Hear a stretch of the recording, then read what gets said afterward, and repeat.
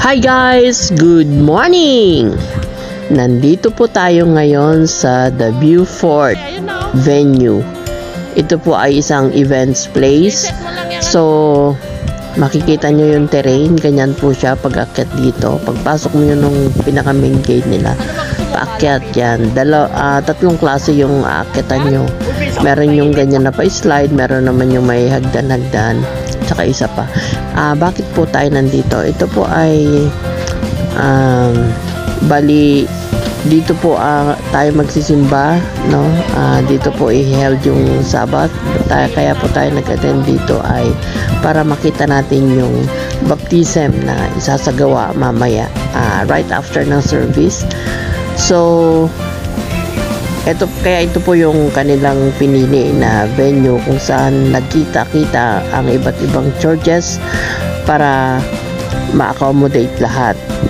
So, ito na po yun. Makikita nyo dyan na nag-gather na yung mga tao doon sa may swimming pool kasi nga po ay may bibinyagan. Marami pong mabibinyagan.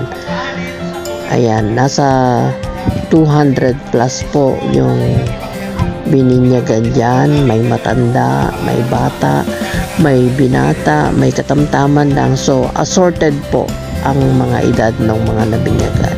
Ganyan po ang pagbibinyag na inilulubog sa tubig. Yan po yung nasa Bible na pamamaraan kung paano dapat binibinyagan ang isang